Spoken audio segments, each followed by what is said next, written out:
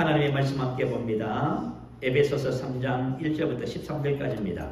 우리 말씀 함께 교독합니다. 제가 1절 말씀 먼저 받들어 봉독하겠습니다. 그러므로 이름으로 그리스도 예수의 일로 너희 이방인을 위하여 갇힌 자 된 나 바울이 말하거니와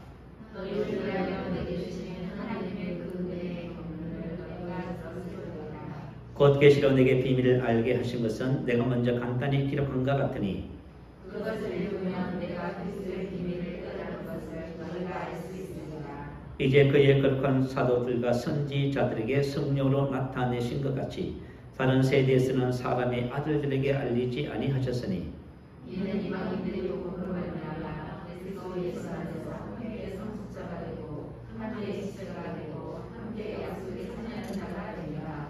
이 복음을 위하여 그의 능력이 역사하시는 대로 내게 주신 하나님의 은혜의 선물을 따라 내가 일꾼이 되었노라. 모든 성도 중에 지식이 작은 자보다 더 작은 나에게 이 은혜를 주신 것은 측량할 수 없는 그리스도의 풍성함을 이방인에게 전하게 하시고 영원부터 만물을 창조하신 하나님 속에 감춰졌던 비밀의 경륜이 어떠한 것을 드러내게 하려 하십니다. 이는 이제 교회로 말미암아 하늘에 있는 통치자들과 권세자들에게 하나님의 각종 지혜를 알게 하시니 곧 영원부터 우리 주 그리스도 예수 안에서 예정하신 뜻대로 하신 것이라.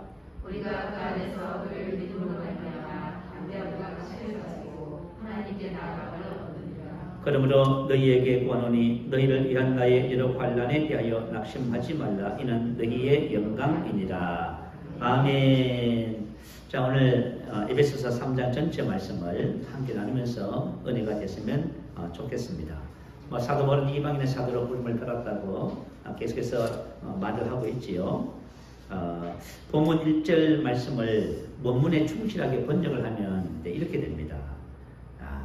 이것 때문에 이방인들인 너희를 위하여 그리스도 예수의 제수인 나 바울은 이렇게 번역이 됩니다. 예수의 일이라는 것은 요 일은 원래 헬라 원문에는 없는 단어예요. 번역을 의역을 하다 보니까 이렇게 번역을 했는데 실제로는 이것 때문에 이방인들인 너희를 위하여 그리스도 예수의 제수인 나 바울은 자 갇힌 자 된 제수는 뜻입니다. 이것은 사슬에 매이거나 감옥에 갇힌 자. 사도 바울은 이것 때문에 이방인의 사도로서 복음을 전하는 그것이지요. 그것 때문에 뭐가 됐다고요? 예수 그리스도의 제수다 그 말이에요.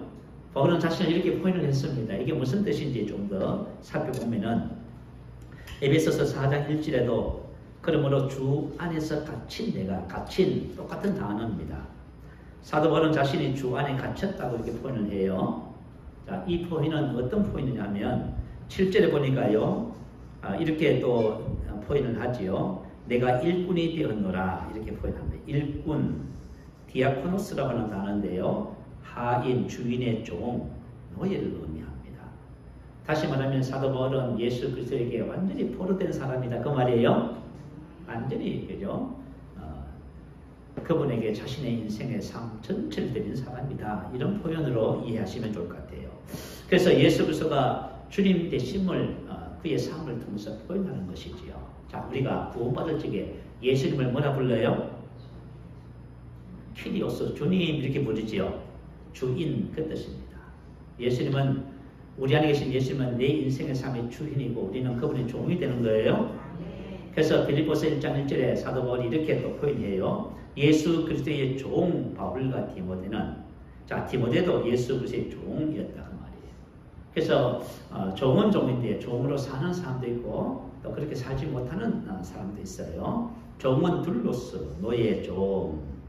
자 자기 자신의 자유를 파괴하고 자기 없는 사람을 말해요. 종은 자기 자신의 자유를 있으면 안 돼. 내 생각이 어떻고 내가 어떻고 내가 마음에 맞지 않고 자꾸 나 사람은 전화국에서 어떤 전화국에서 사람들이 전화를 하면서 제일 많이 사용하는 단어가 뭘까? 그것을 한번 어느 일주일 기간 동안 조사를 해봤답니다. 그랬더니 제일 많이 사용하는 단어가 뭐예요? 나. 그 전부 사람들은 자기 중심이에요. 나 자꾸 자기 얘기를 해요. 내가 어떻다면 내 기분이 안 좋단 말이야. 내가 상처받았단 말이야. 내가 이렇단 말이야. 내 생각이 이렇다니까. 왜 내 마음을 이해하지 못해? 자꾸 자기 얘기하는 거예요. 그런데 이 종이라고 하는 것은 뭐냐면 자기 자신의 자유를 포기하는 것입니다. 그리고 다른 사람의 뜻에 자신의 뜻을 그렇죠? 맞추는 것은 말이에요. 자기 자신을 다른 사람에게 내맡긴 자, 이런 뜻이 되겠습니다. 그래서 사도 바울은 그의 삶이 그리스도에게 완전히 갇힌, 완전히 쇠사슬에 포로가 된 모든 조건과 삶을 그분에게 드리고 그분의 인도를 받아서 사는 그런 자신이라고 이렇게 고백을 하고 있습니다. 그래서 이것이 만약에 우리의 고백이 된다면 이제 우리의 삶이 많이 바뀌게 되겠지요. 그리고 이렇게 말합니다. 2절에 보니까 너희를 위하여 내게 주신 하나님의 은혜의 경륜을 너희가 뜻을 대신하여 너희를 위하여. 자, 이 포인트는 사도 바울 자신이 이방인을 향한 사도가 된 이유와 근거는 바로 너희를 위하여 그렇습니다. 사람이 인생을 살다 보면은요, 너를 위해서 참 쉽지 않은 삶인 것 같아요. 자, 여러분 어떠세요? 너를 위해서. 사실 하나님께서 예수님을 보내주신 것이 뭐지요? 예수님은 이렇게 말했어요. 내가 무슨 섬김을 받으러 함이 아니라 도리어 섬기라고 자기 목숨을 많은 사람의 대속물로 주려 합니다. 자, 예수님은 철저히 이 세상을 저와 여러분을 위해서 자신을 내주신 겁니다. 저와 여러분을 위해서. 그래서 그 종을 세워 복 주시려고 너에게 먼저 보냈사, 이렇게 말했습니다. 그래서 우리는 에베소서 1장 3절 이하에서 우리를 위해서 주시는 이 복음에 대해서 지금 계속 나누고 있습니다. 자, 그래서 하나님께서는 예수님을 우리를 위해서 보내주셨고요. 또 교회의 오중 사역자를 세우셨어요. 누구를 위해서요? 우리 성도들을 위해서 존재하라고 오중 사역자를 준 겁니다. 그러면 오중 사역자가 성도들을 훈련해서 어떻게 하라고 가르쳐주지요? 4장 12절에 보면 이는 성도를 온전하게 하여 이제 한 사람 한 사람을 준비시켜서 봉사의 일을 하게 하며 그리스도의 몸을 세우라 하십니다. 한 사람 한 사람이 준비된다는 것이 뭐냐면 이제는 자신을 위해서 살지 않고 그죠? 이제 이웃을 위해서 너를 위해서 살도록 준비시킨다는 말이에요. 여러분 정말 이건 정말 놀라운 은혜지요. 사람이 인생을 살아보면요 전부 자신을 위해서 살기 때문에 스스로 불행하다고 생각을 해요. 그러나 내가 만약에 나를 파괴하고 너를 위해서 살면요 거기서부터 행복과 축복이 시작되는 거예요. 이게 바로 복음적 삶이라고 하는 것이지요. 저를 비롯해서 여러분들이 항상 그렇게 살기를 바라요. 성숙한 사람만이 자기 자신을 포기할 수 있어요. 그래서 우리가 신앙에 성숙하십시다. 그래서 여러분들이 직장을 하든지 무슨 일을 하든지 간에 자기를 위해서 살려고 하지 말고 내가 예수와 함께 죽었으므로 이제는 성숙해서 너를 위해서 내가 다른 사람을 성공시키고 축복하고 세우고 이렇게 사는 삶이 될 때에 진짜 행복이 뭔지를 발견하게 되고 거기에 바로 하나님의 축복이 그곳에 임하게 되는 것입니다. 자, 그리고 3절 이하에는 복음이란 무엇인가에 대해서 13절까지 쭉 설명합니다. 자, 복음은 뭐죠? 계시로 그래요.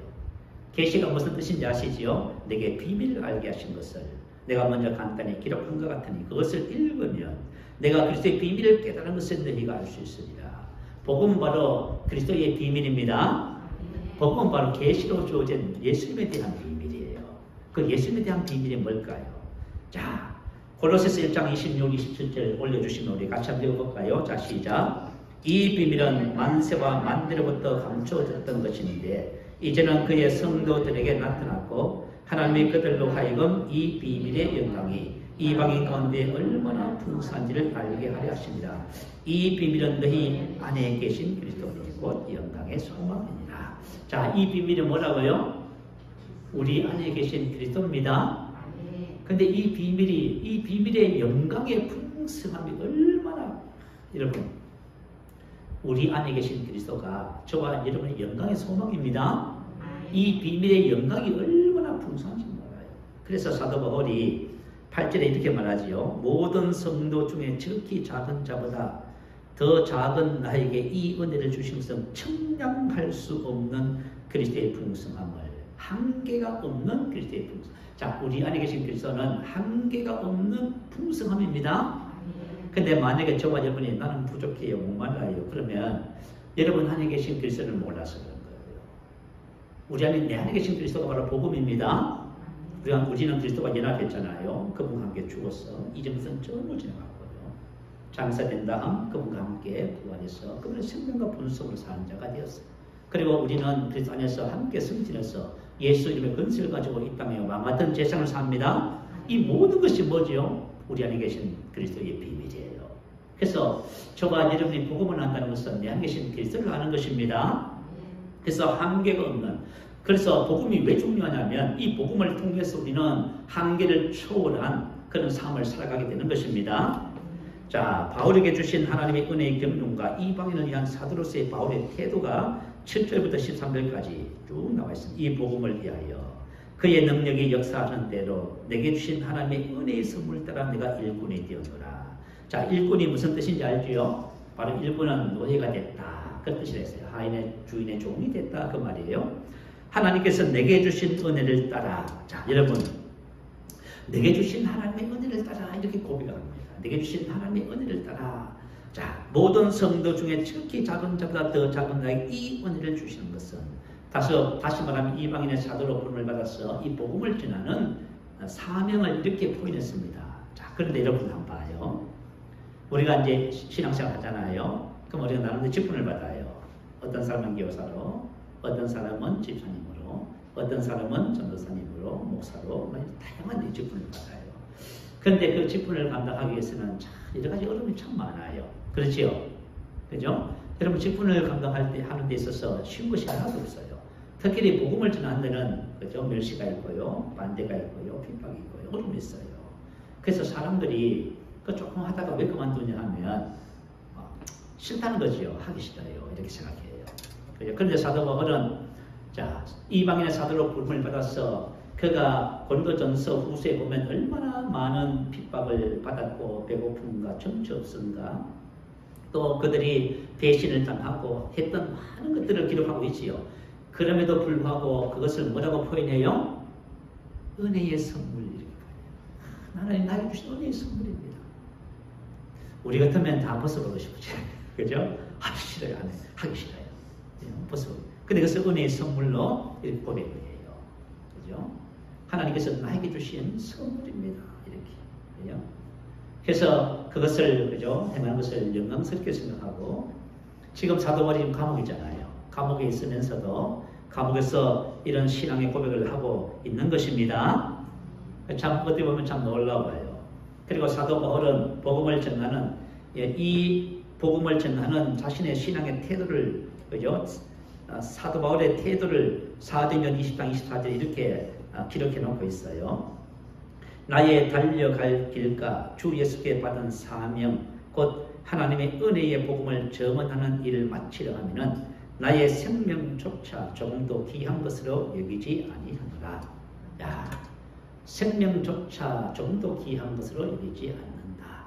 그 사명과 생명을 놓고 봤을 적에 더 중요한 것이 뭐라고요? 사명이다. 이렇게 표현을 해요. 그래서 사도 바울은 이 복음을 전하면서 어떤 자세로 복음을 전했냐면 이렇게 고린도전서 9장에 이렇게 기록해 놨어요. 자, 나는 모든 사람에게 자유합니다. 그렇지만 스스로 모든 사람의 종이 되었습니다. 이렇게. 유대인에게는 유대인같이 되고 율법 아래 있는 자들에게는 율법 아래 있는 자같이 되고 율법 없는 자에게는 율법 없는 자같이 되고 약한 자에게는 약한 자같이 되고 여러 사람에게 여러 모습이 되었습니다.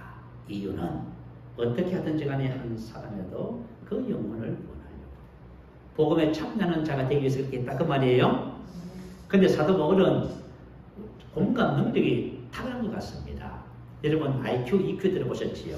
IQ는 지적인 능력이고요. EQ는 감정 능력, 감성 능력이라 하죠. 그죠? 그래서 EQ, 감성 능력이, 그죠? 공감 지수가 높은 사람이 좋은 관계를 가지잖아요. 근데 사실은 사도 바울은 공감 능력이 뛰어나지 않았어요. 그런 유대교에 대해 헌신하면서요. 그 다른 사람 형편과 사정도 보지 않고요. 예수 믿는다는 이유로 전부 핍박해서 잡고 죽이고 그런 일을 했잖아요. 그죠? 근데 사도 바울이 복음을 만나서 완전히 어떤 사람이 됐어요? 완전히 자기는 없어지고 이 사람의 상대방을 이해하고 그 사람을 공감하는 이 공감 능력이 탁월한 것을 볼 수 있어요. 우리가 여러분 이제 우리가 인생을 살아가면서 우리가 왜 갈등하는지 아시지요? 그것은 공감 능력이 없어서 그래요. 자, 여러분 계속 우리가 부부가 만나서 부모와 자식이 계속 갈등해요. 그래서 문화면 자식들은 뭐라고 생각해요? 엄마 아빠는 나를 몰라줘. 그죠? 아니면 남편은 아내를 몰라준다고 서로 그렇게 말해요. 그러나 만약에 몰라주고 접근하면 어떻게 돼요? 관계가 계속 경색되고 어려워집니다. 공감 능력이라는 것은 뭐냐 하면 몰라주는 것이 아니라 내가 그 사람이 되는 거예요. 근데 서울이 왜 이렇게 감성 공감 능력이 탁월해졌을까요? 그는 예수를 믿고 새로운 삶을 받았잖아요. 여러분 성령의 9가지 열매 중에서 첫 번째 사랑이지요. 두 번째는요 기쁨이에요. 희락. 성령의 9가지 열매가 뭐예요? 공감하는 능력이에요. 탁월한 것이에요. 아시겠지요? 그래서 저 마지막에 나는 부족해서 관계를 맺기 어려워요. 천만의 말씀입니다. 이전 것은 지나갔으니 보라 새 것이 되었습니다. 우리가 영적으로 성장해서 영으로 기능하는 삶을 살잖아요. 그러면 여러분들이 모든 관계에서 탁월해요. 어떤 사람을 붙여줘도 여러분 성공해요. 그렇지만 새로운 피조물의 삶을 배우지 못하면요. 어떤 사람을 붙여줘도 좋은 사람을 붙여줘도 힘들고 그죠? 못난 사람을 붙여주면 더 힘들고 이렇게 되는 거예요. 자, 어쨌든 사도 바울은 자 이렇게 복음을 전하는 일에 있어서 아주 탁월한 것을 우리가 볼 수 있습니다. 자, 내게 주신 하나님의 은혜의 선물을 따라 내가 일꾼이 되었노라 하면서 모든 성도 중에 지극히 작은 자보다 더 작은 나에게 이 은혜를 주신 것은 청량할 수 없는 그리스도의 풍성을 이방인에게. 그래서 정말 여러분이 왜 복음을 전하지 않냐 하면은 청량할 수 없는 그리스도의 풍성함을 몰라서 그래요. 정말 여러분 내가 만약에 청량할 수 없는 그리스도의 한계가 없는 그리스도의 풍성함을 내가 지금 누리고 있다고 쳐요. 그러면 이 좋은 것을 전해주고 싶지 않겠습니까? 그러니까 복음 이야기를 들어도 전할 것이 없어요. 그냥 복음일 뿐이야. 그것이 나에게 복음이 되어야 되는 거예요. 이 복음이 나의 복음이 되어야 돼요. 그럴 때 그저 청량할 수 없는 이 풍성을 자꾸 남편에게, 아내에게, 자녀들에게 전수해 주고 싶은 거예요. 자, 이 놀라운 은혜와 축복이 우리 새생명교회 모든 지체에게 임하게 됩니다. 자, 그러면서 이렇게 9절 11절은 기록하네요. 영원부터 만물을 창조하신 하나님 속에 감춰진 비밀의 경륜이 어떠한 것을 드러내게 하려 하십니다. 이는 이제 교회로 말미암아 하늘에 있는 통치자들과 권세들에게 하나님의 각종 지혜를 알게 하려 하심이니 곧 영원부터 우리 주 예수 그리스도 안에서 예정하신 뜻대로 하신 것이다. 자, 우리 에베소서 1장 3절부터 하나님께서 창세전에 그리스도 안에서 예정하신 하나님의 계획에 대해서 우리 말씀 나누지요. 그러니까 이것이 뭐예요? 지금 이 시대에 이 교회를 통해서 이게 알려지는 거예요. 그래서 교회가 이렇게 중요해요. 하늘에 있는 모든 권세들에게도 교회를 통하지 않으면 하나님의 경륜의 비밀을 알 길이 없어요. 이 교회를 통해서 하나님의 이 우주 만물을 창조하시고 통일하시는 하나님의 구원의 경륜과 계획들이 드러나는 거예요. 이야, 사도 바울은 그죠? 우리가 에베소서를 읽으면 여러분 다 알아요. 에베소서를 이거 묵상하고요. 그러면요, 와, 하나님이 이 우주 만물을 창조하시기 전에 그리스도 안에서 이 모든 것을 예배해 놓으셨고, 그 경륜을 하는 거예요. 근데 이것이 이제 교회를 통해서 나타나는 거예요. 자, 그러면서 사도 바울이 마지막으로 말합니다. 우리가 그 안에서 그런 믿음으로 말미암아 담대함과 확신을 가지고 하나님께 나아감을 얻느니라. 그러므로 너희에게 권하노니 너희를 위한 나의 환난에 대하여 낙심하지 말라. 이는 너희의 영광이니라. 사도 바울은 이방인에게 복음을 전하면서 핍박을 받으면서도 그는 너무 행복했어요. 근데 골로새서 1장 24절 25절에 그죠? 왜 이렇게 이런 표현을 썼는지가 나와 있어요. 제가 읽어드리고 넘어가십시다. 자, 나는 이제 너희를 위하여 받는 괴로움을 기뻐하고. 자, 사도 바울은 그죠? 자기를 위해서 살지 않고요, 남을 위해서 살았어요. 그죠? 너희를 위하여 받는 괴로움을 기뻐하고, 이 고통과 괴로움을 기뻐하고, 그리스도의 남은 고난을 그의 몸된 교회를 위하여 내 육체에 채우노라. 내가 교회 일꾼 된 것은 하나님이 너희를 위하여 내게 주신 직분을 따라 하나님의 말씀을 이루려 함이니라.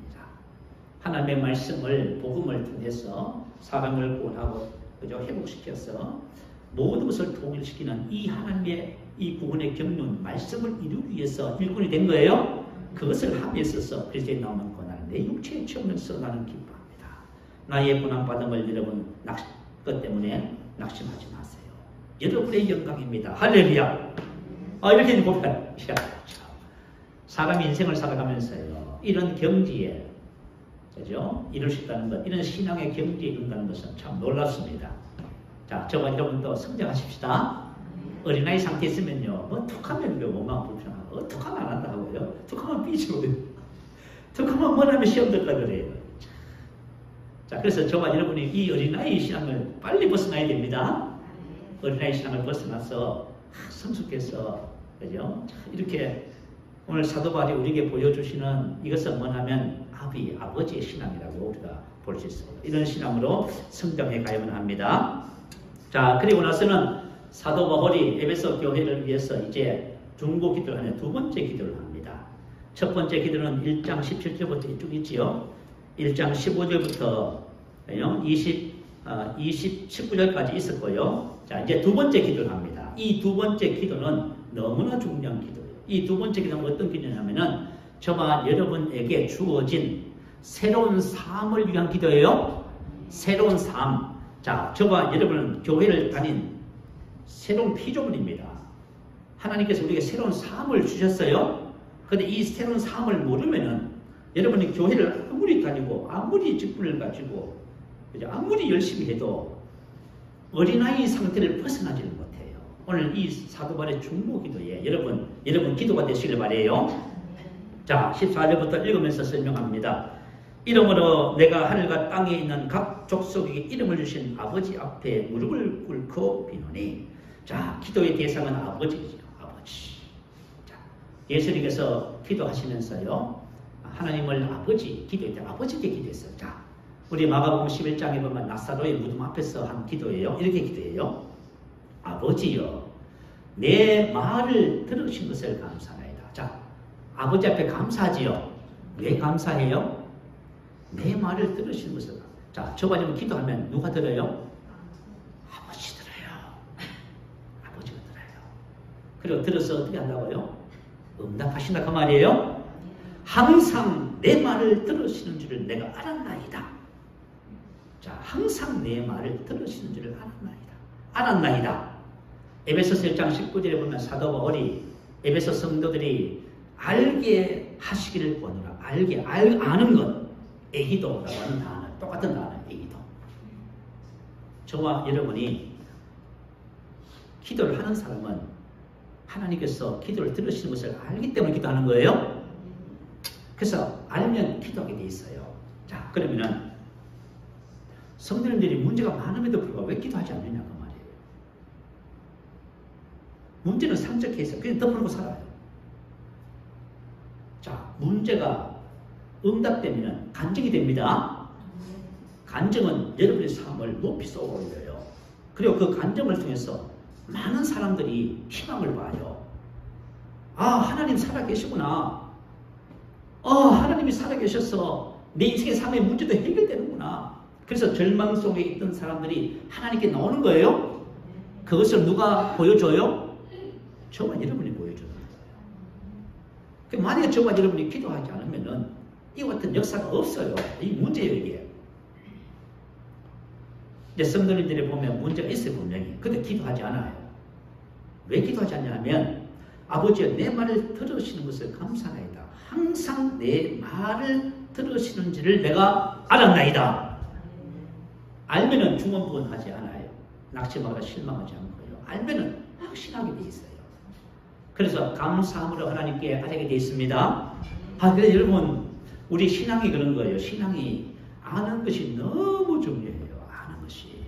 그래서 사도 바울이 첫 번째 중보 기도에 부르심의 소망을 아는 것, 기업의 영광의 풍성함이 어떤 것을 아는 것, 베푸신 능력의 지극히 크심이 어떤 것을 아는 것.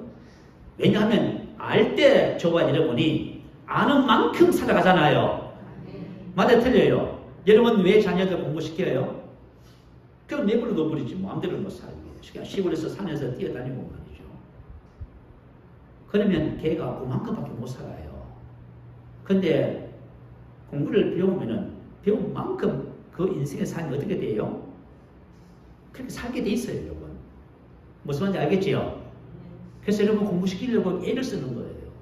그래서 우리가 왜 저 같은 사람들이 여러분을 양육시키려고 애를 쓰냐면 여러분이 아는 만큼 여러분 삶을 다스리는 능력이 증가되게 돼 있어요. 그러니까 여러분이 탁월해지는 거예요. 그러니까 여러분들이 만약에 술을 놓고 있으면은 항상 그 상태예요. 그래서 안다는 것은 이건 너무너무 중요한 거예요. 자, 그래서 뭐라고 보이네요? 이름을 주신 아버지 앞에 무릎을 꿇고 기노니 하면서 자, 첫 번째 기도를 합니다. 그의 영광의 풍성함을 따라 그의 성령으로 말미암아 너희 속 사람을 능력으로 강건하게 하시며 자, 속 사람을 능력으로 강건하게 하시오며 라고 기도합니다. 사람은 그 사람과 속 사람 어디에 있다고 성경 기록하지요? 그 사람은 우리 몸을 말해요. 속 사람은요, 거듭난 우리의 영과 혼을 말해요. 그래서 우리가 고백하잖아요. 나는 영이며 혼을 가지고 있고 몸 안에서 삽니다. 그래서 이 정상적인 삶의 그 순서예요. 영이 혼을 지배해서 몸으로 사는 거예요. 이것이 된 사람은 새로운 피조물의 삶을 사는 거예요. 이것이 이 관계가 이것이 형성되지 않으면은 그냥 어린아이로 계속 살아가고 계시는 거예요. 자, 그래서 속 사람이 강한 것이 너무너무 중요해요. 자, 다윗이 이제 유언을 합니다. 이제 대를 이을 솔로몬이 왕이 되잖아요. 그래서 이제 세상 가는 길로 가게 되었다 하면서 이렇게 유언을 해요. 왕상 2장 2절에 보면요. 내가 이제 세상 모든 사람이 가는 길로 가게 되었노니 너는 힘써 대장부가 되고 힘써 대장부가 되고 이 말은 강한 사람이 되라 그 말입니다. 강한 사람이 되라. 자, 저와 여러분 속 사람이 강한 사람이 되어야 됩니다. 그리고 하나님께서도 명령하셔요. 강하고 담대하라. 할렐루야. 이건 명령이에요.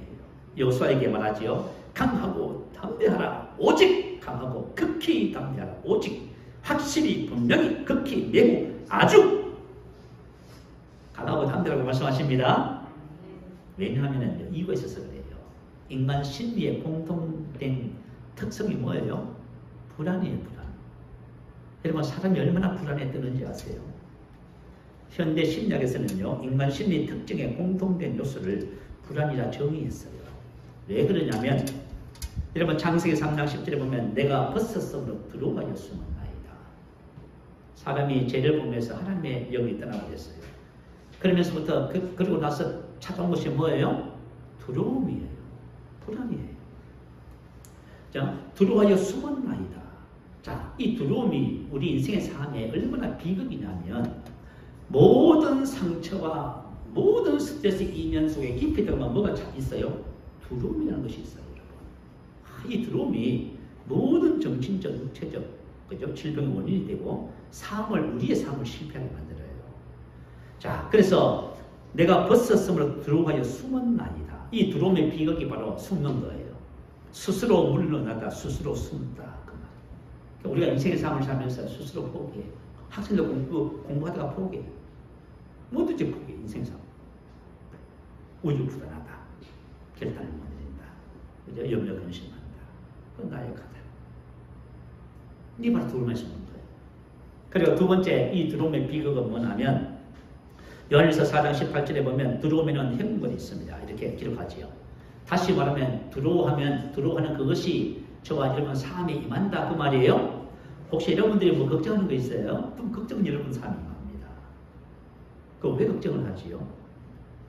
근본적으로 두려움이 있어서예요. 그죠? 요업이 고백해요. 내가 두려워하는 그것이 내게 임하고. 요업이 두려워했어요. 근데 거기에 임해버린 거예요. 내가 무서워하는 그것이 내 몸에 미쳤구나. 사람들이 자꾸 건강에 대해서 자꾸 걱정해요. 그러면 여러분 걱정하는 그것이 두려움이 여러분 몸에 미치게 되는 겁니다. 그러니까 인생의 삶의 모든 분야에서 나를 실패하게 만드는 것은 두려움이라고 하는 근본 뿌리가 딱 있는 거예요. 자, 사랑하는 성도 여러분, 저와 여러분은 이제 두려움에서 벗어났습니다. 새로운 피조물은 두려움은 이전 것이었고 지나갔고 이제 새로운 피조물이 된 겁니다. 그래서 속 사람이 우리가 강해집니다. 강해지는 비결은 그의 영광의 풍성을 따라 그의 성령으로 말미암아입니다. 그의 영광의 풍성함을 따라 그의 영광의 풍성하면 우리 안에 계신 영광의 소망이신 그리스도를 말하죠. 여러분이 여러분 안에 계신 그리스도를 알잖아요. 그러면 여러분 아는 만큼 강하고 담대해집니다. 할렐루야. 내 안에 계신 그리스도를 알잖아요. 그러면 여러분 강하고 담대해져요.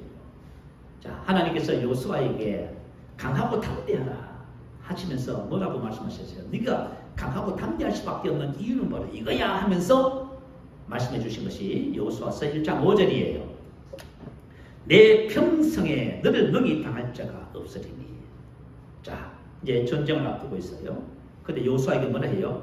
너의 평생에 너를 당할 자가 없어. 너가 어떤 적을 만났는지 어떤 문제가 오든지 그 문제가 너를 당할 수가 없다 그 말이에요.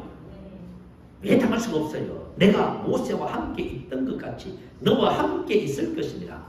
내가 너를 떠나지 아니하며 버리지 아니하리라. 할렐루야. 그래서 히브리서 13장 5절 6절 이하에 뭐라고 했어요? 그가 친히 말씀하시기를, 그죠? 내가 너를 떠나지 아니하며 너를 버리지 아니하리라. 그러므로 내가 담대히 말하기를 주는 나를 돕는 자시니 내가 사람을 무수하지 아니하겠노라. 하나님이 내 안에 계셔서, 그죠? 저와 여러분의 능력이 되시는 거예요. 여러분의, 그죠? 돕는 힘이 되시는 거예요. 그래서 저와 여러분 이것을 알잖아요. 그럼 강하고 담대해져. 요한일서 4장 4절 말씀 자 올려주세요. 올려주시면 같이 우리 함께 큰 소리로 우리 고백합니다. 시작. 자녀들아 너희는 하나님께 속하였고 또 그들을 이겼나니 이는 너희 안에 계시니가 세상에 있는 이보다 크심이라. 자, 우리는 하나님께 속하였습니다. 그리고 또 그들을 이겼나니 하나님께 속한 사람은 또 그들을 세상의 그 어떤 것이라도 이겼습니다. 이겼다는 것은 니카고라고 하는 헬라어예요. 이것은 완료 시제. 여러분 완료 시제가 뭐라 했지요? 이미 이겼고 그 승리를 네가 가지고 있다 그 말이에요. 니카고는 능가하다, 정복하다, 이기다 그 뜻이에요. 저와 여러분 하나님께 속해서 이미 그리스도 안에서 주님이 모든 세상을 정복했을 적에 같이 정복한 자 정복자예요. 저와 여러분을 해할 자가 아무도 없어요. 여러분 코로나가 여러분을 넘어뜨려요. 말도 안 되는 얘기를 하고 있는 거지요. 이 세상의 그 어떤 것도 우리를 넘어뜨리지 못합니다. 그래서 저와 여러분 이미 정복자며 그것을 지금 가지고 있어요. 지금 우리는 정복하고 능가하고 있습니다. 너희 안에 계신 이가 세상에 있는 이보다 크십니다. 한 집사님이 이 말씀을 떡떡 자기에서 삼았어. 말씀을 고백할 때마다 막 심령이 막 두근두근 하고. 근데 그죠? 대장암 진단을 받았다고 하던가요? 그게 참 심각하잖아요. 근데 세상에 그죠? 병원에 지금 이제 입원해 있는데 친구들이 병문안을 갔어요. 방문을 했어요. 근데 보니까 말이죠. 이건 아픈 사람이 아니에요. 오히려 친구들을 위로하네. 그래 병실마다 전부 다니면서 전도하고 있어요. 그래서 친구들이 보고 놀래가지고 물어봤어요. 너 도대체 어떻게 된 거야? 복음을 얘기한 거예요. 그래서 친구 하나가 나도 너처럼 될 수 없겠니? 여러분 사람 있잖아요. 여러분 만약에 여러분이 병원에 갔더니 대장암 상기입니다. 진단을 받았어. 그러면 여러분 생각이 마음이 어떨 것 같아요? 절망하는 거예요. 그죠? 절망하는 거예요. 그런데 이분은 뭐예요? 내 안에 계신 이가 대장암보다 더 크십니다. 할렐루야. 내 안에 계신 이를 알면은 그 영광의 풍성함을 알면은 저와 여러분 강하고 담대해집니다. 새세민교회 모든 성도님들 강하고 담대하십시오. 그 영광의 풍성함을 따라 그의 성령을 통하여. 그죠? 사도 바울이 첫 번째 중보 기도에서 세 번째 기도가 뭐예요? 베푸신 능력의 지극히 크심이 있다는 것을 너희로 알게 하시기를 원합니다. 성령의 능력이 우리 안에 주어졌습니다. 예수님 안에서 역사하셨던 똑같은 능력이 우리 안에 있다는 말이에요. 그런데 이 능력을 활성화시키는 것이 뭐예요? 여러분 방언 기도입니다. 여러분 방언 기도 지금 하고 계세요? 여러분이 만약에 하루에 1시간씩 정해놓고 지속적으로 말씀 고백하면서 기도하신다면 여러분 안에 있는 성령의 역사를 통해서 여러분 날마다 강해집니다. 여러분 강해집니다. 하나님께서 주신 이 놀라운 은혜와 축복을 여러분이 땅에다 묻어두지 마세요. 이것을 활성화시키시를 축복합니다. 자, 그리고 두 번째 기도 내용입니다. 믿음으로 말미암아 그리스도께서 너희 마음에 계시게 하옵시고. 자, 믿음으로 말미암아 그리스도께서 너희 마음에 계시게 하옵시고. 이게 무슨 기도인가요? 그리스도께서 우리 마음에 계신다는 것은 이런 거예요. 자, 이제 지금 사도 바울은 예수를 믿은 사람들을 위한 기도예요. 예수를 믿어서 성령님이 주님께서 우리 영에 하나가 되어서 구원받는다 이런 기도가 아니에요. 다시 말하면 우리 안에 계신 그리스도께서 이제는 우리 마음을 지배해서 예수로 사는 삶을 위해서 기도하는 거예요. 이건 너무 중요한 거죠. 그렇죠? 이건 새로운 피조물의 삶이에요. 자, 여러분 다 알잖아요. 예수님 내 안에 계셔요. 그런데 이제 이 예수님께서 저와 여러분을 다스리면서 예수 안에 사는 실제적인 새로운 피조물의 삶이 되어야 된다 그 말이에요. 자, 그래서 사도 바울이 지금 두 번째 이 기도를 하고 있는 거예요. 자, 갈라디아서 2장 20절 말씀을 여러분 잘 아시죠? 내가 그리스도와 함께 십자가에 못 박혔지요? 그래서 이제 내가 사는 것이 아니라 내 안에 누가 살아요? 예수님이 사. 이게 바로 새로운 피조물. 예수님이 나를 통해서 산다면 우리의 삶이 어떻게 될까요? 참 가히 참 우리가 어떻게 표현할 수 없겠지요? 이게 바로 저와 여러분에게 주어진 새로운 삶이에요. 지금 사도 바울은 이제 성도들이 한 단계 더 앞으로 나가서 이제는 하나님이 주신 새로운 삶을 살도록 기도하고 있습니다. 그래서 저와 여러분도 이거 기도하셔야 돼요. 믿음으로 말미암아 예수께서 내 마음에 계시게 하시고, 자, 예수께서 내 마음. 근데 이것은 믿음을 통하여입니다. 이제 우리가 신앙생활을 하면서요, 우리는 뭔가 열심히 하려고 해요. 자꾸 문제를 해결하려고 하고, 고백하면 문제 해결될까요? 접근은 잘못됐습니다. 믿음을 통하여 그리스도께서 우리 마음에 계시는 거예요. 이 무슨 말일까요? 우리가 하나님의 말씀을 내 것으로 받아들이고 말씀이 내 안에 장착되잖아요. 그러면 하나님의 말씀이 나를 그런 삶이 되게 만든다 그 말이에요. 그렇게 만들어가는 거예요. 로마서 6장 말씀을 그냥 나누고 싶지만은 시간이 너무 많이 갈 것 같아요. 자, 이와 같은 삶은 믿음으로 말미암아 되는 거예요. 내가 예수와 함께 죽고 내가 그리스도가 내 안에 사시지요. 이 말씀이 내 속에 들어오면 그 말씀이 나를 이와 같은 삶을 만들어가는 거예요. 여러분 아시겠죠? 그래서 우리의 신앙은 항상 그죠? 하나님의 말씀이 내 안에 들어와서 이것을 믿음으로 만들어가야 되는 거예요. 그럴 때 실질적으로 말씀이 말하는 똑같은 삶이 실제로 딱 이루어지는 거예요. 그래서 새로운 피조물의 삶을 사는 것은 믿음을 통하여 이해되어지는 겁니다. 그런데 여러분 지금 사도 바울이 기도하는 믿음을 통하여 그리스도께서 내 마음에 우리 마음에 계시게 하시고, 자, 요 신앙을 성경은 자녀의 신앙이라 이렇게 표현해요. 자, 신앙은 4단계가 있습니다. 첫 번째는 어린아이 신앙이 있고요. 두 번째는 자녀의 신앙이 있어요. 세 번째는 청년의 신앙이 있지요. 네 번째는 아이의 신앙, 아버지의 신앙이 있어요. 에베소서 요한일서 2장 12절부터 14절까지 그 내용이 나와 있어요. 자, 왜 이와 같은 삶이 자녀의 신앙이냐 하면, 자, 요한일서 2장 12절 말씀 올려주세요. 같이 한번 읽어보십시다. 시작. 자녀들아, 내가 너희에게 쓰는 것은 너희 죄가 그의 이름으로 말미암아 사함을 받았으며. 자녀들의 신앙은 뭐냐면 너희 죄가 그의 이름으로 말미암아 사함을 받았으며, 죄의 문제가 해결됐다 그 말이에요. 이 사함을 받았음, 이 말은 아피에미라고 하는 헬라어예요. 완로 수동태. 완료돼서 그죠? 하나님 은혜로 제 문제가 해결됐다 그 말이에요. 그죠? 근데 우리가 사함을 대하는 헬라어는 두 단어가 있어요. 아피에미가 있고 아페시스가 있어요. 근데 참 놀랍게도 이 아피에미는 우리들의 행위의 죄를 다룰 적에 아피에미를 써요.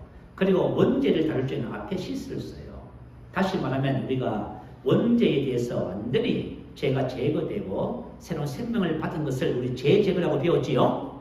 이때는 단어를 아페시스라는 단어를 써요. 근데 아피에미는 항상 우리 행위의 죄에 대해서 말할 때 사용을 해요. 야고보서 5장 15절에 보면 혹시 죄를 범하였을지라도 사함을 받으리라. 이 말이 아피에미. 요한일서 1장 9절에 보면 우리 죄를 사하시며, 자, 우리가 죄를 졌어요. 자백했더니 우리 죄를 사하셨다 그 말이에요. 이게 아피에미, 행위의 죄, 우리의 행위의 죄. 자, 예수를 믿고 우리가 원죄는 사함을 받았는데 예전에 또 죄를 짓지요. 근데 우리가 그 원죄 죄를 짓는데 그것이 바로 사함을 받았다 그 말이에요. 그래서 저가 여러분 아이의 신앙과 자녀의 신앙의 경계선이 뭐냐면, 아이의 신앙은 교회를 오래 다니고 쥐뿌리 놓고 열심히 하는데도 불구하고 아직까지 그죠? 육신을 벗어나지 못하는 거예요. 육신을 벗어나지 못한 상태를 어린아이라 이렇게 표현해요. 그러니까 육신을 벗어나서 이제 영으로 기능하는 신령한 자의 삶을 사는 것을 자녀의 신앙이라 이렇게 표현하는 거예요. 그러면 육신으로 사는 것이 무엇이냐?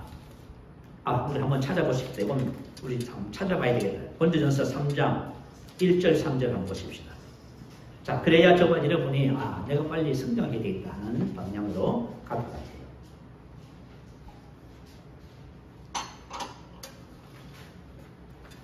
자, 고린도전서 3장 1절 3절입니다. 같이 한번 읽어볼까요? 자, 시작.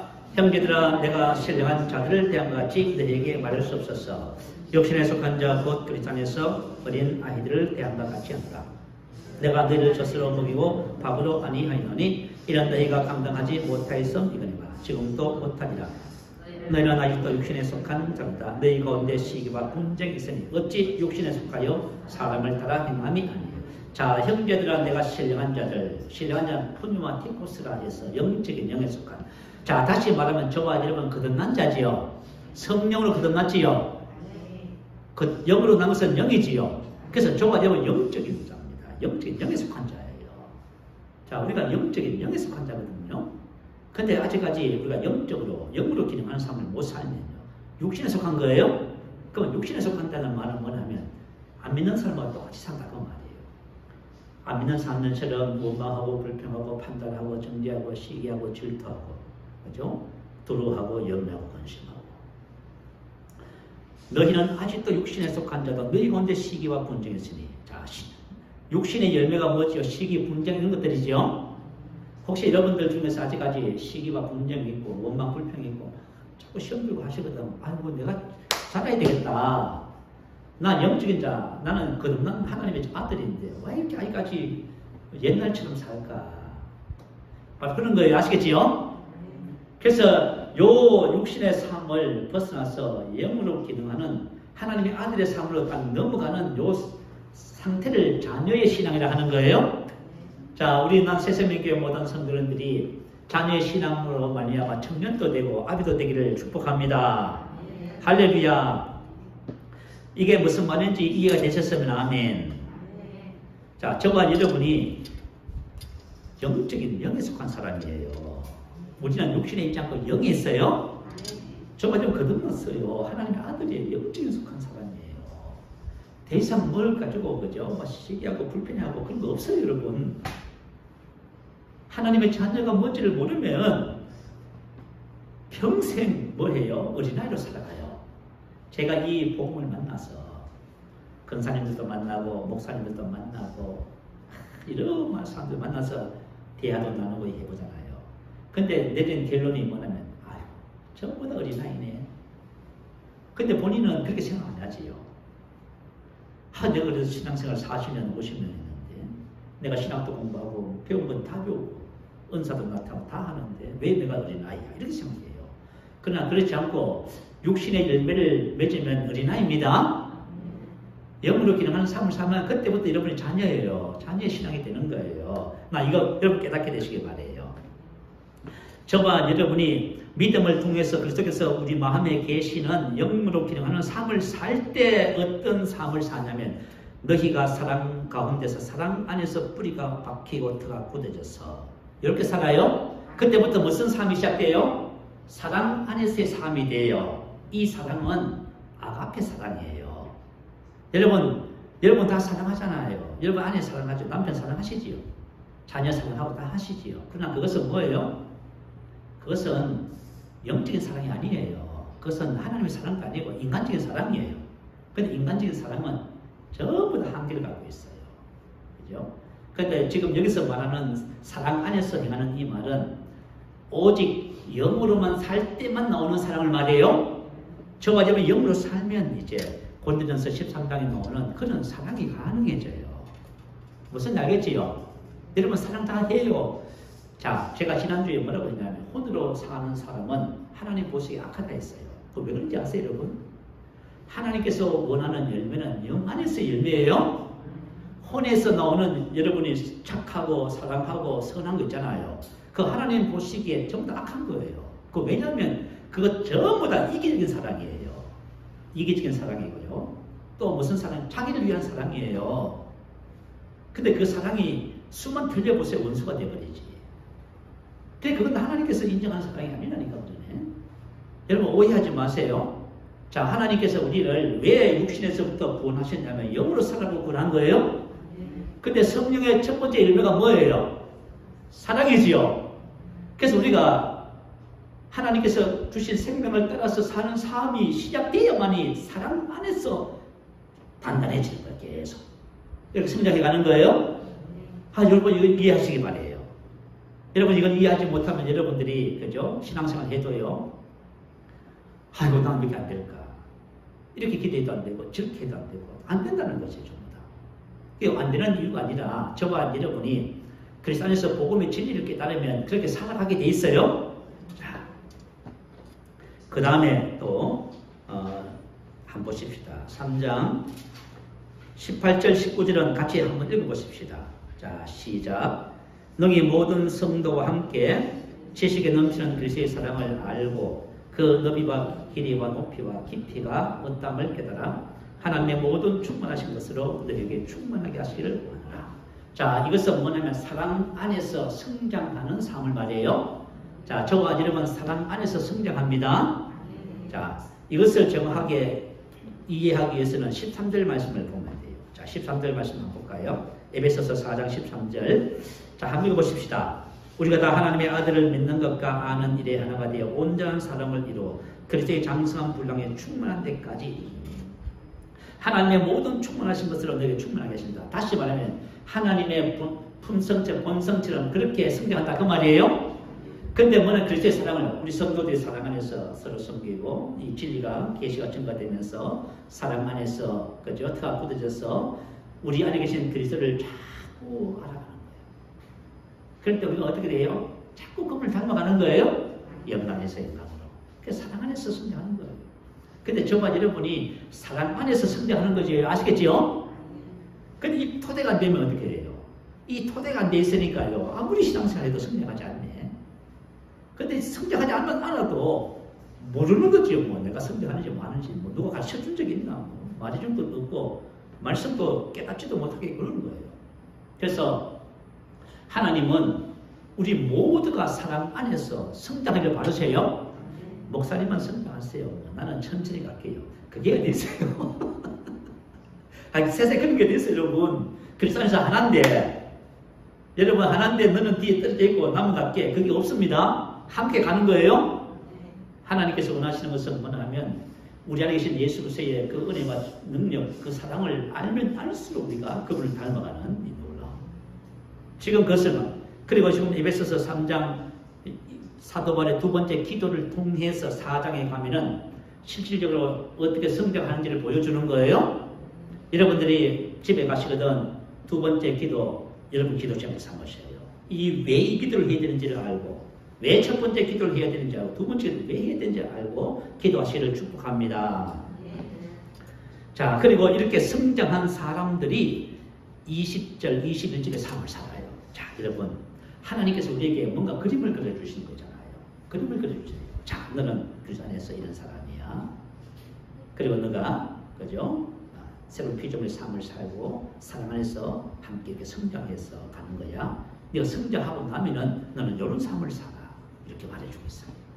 그리고 에베소서 4장 13절에 보면 자, 그리스도의 장성한 분량에 충만한 데까지 이르리니 이렇게 말했어요. 이르리니 카탄타오라고 하는 헬라어예요. 이것은 무슨 뜻이냐면 이미 목표가 정해져 있는 것이에요. 하나님이 저와 여러분을 구원하실 때 창세전에 그리스도 안에서 이미 목표를 정해놨어요. 어떤 목표를요? 그리스도 예수의 장성한 분량이 충분한 데까지 예수님만큼 성장하는 거예요. 목표를 정해놨어요. 그런데 카탄타오가 뭐예요? 그 목표를 만났다고 말이에요. 하나님은 저와 여러분 다 어떻게 되기를 원해요? 다 이렇게 완전히 성장한 사람이 되기를 원해요. 자, 이렇게 성장했을 적에 이제 20절 이하의 삶을 사는 거예요. 우리 안에서 역사하시는 능력대로 이제부터는 우리 스스로 살지 않고 우리 안에서 역사하시는 능력을 따라서 삽니다. 하나님과 하나님의 삶을 사는 예수님이 그렇게 사셨듯이 저와 여러분도 내 안에 계신 그분으로 인하여 살아가는 실제적인 삶이 돼요. 그러니까 우리가 구하거나 생각하는 모든 것에 더 넘치도록 자, 우리가 구하거나 생각하는 모든 것이 내 안에 계신 그분과 딱 일치하는 거예요. 야, 여러분, 내 안에 계신 그분과 내가 완전히 모든 것이 다 일치되어 버려요. 그래서 예수님께서 그죠? 죽은 나사로 앞에서 왜 나사로를 향해서 그죠? 일어나라 나오라고 했어요. 하나님께서 계획하신 거하고 예수님하고 생각이 일치하는 거예요. 그래서 넘치도록 하시는 하나님의 능력을 체험하는 거예요. 이게 바로 이제 저와 여러분이 하나님께서 예비해 놓으신 그런 놀라운 삶입니다. 자, 교회 안에서와 그리스도 예수 안에서 영광이 대대로 영원 무궁하기를 원하노라. 자, 정말 사도 바울이 이 복음을 깨닫고 이 복음을 위해서 헌신하면서 이제 에베소 교회 성도들이 복음적인 삶의 놀라운 은혜를 위해서 기도하면서 교회 안에서와 그리스도 예수 안에서 영광이 대대로 영원 무궁하기를 원하노라. 아멘. 할렐루야. 이 마지막으로 기도를 마치고 있네요. 자, 저와 여러분 그리스도 안에서 성장하십시다. 여러분 이거 기도 제목 삼으세요. 우리가 지금 힘써야 할 것이 있어요. 그것은 뭐냐면 우리 안에 계신 그 영광의 비밀을 깨닫는 거예요. 그 비밀을 통해서요 우리가 그분을 자꾸 그래서 그리스도 예수의 정성한 분량이 충분한 하나님께서 예비해 놓으신 그 목표에 도달해서 이제는 우리 안에서 역사하시는 그 능력대로 이 말은 그죠? 계속해서 어떤 작용을 일으키는 역사하시는 일을 하시는 그래서 우리 안에서 일을 하시는 그분을 따라서 우리가 구하는 것이나 생각하는 것에 넘치도록 능력하시는 하나님의 은혜를 시험하면서 살아가는 거예요. 이런 삶을 통해서 우리가 정말 이 땅에 하나님의 영광에서 사는 그런 삶이 되어지시기를 축복합니다. 자, 우리의 말씀을 생각하면서 할렐루야 한번 부르시고 기도합니다. 할렐루야.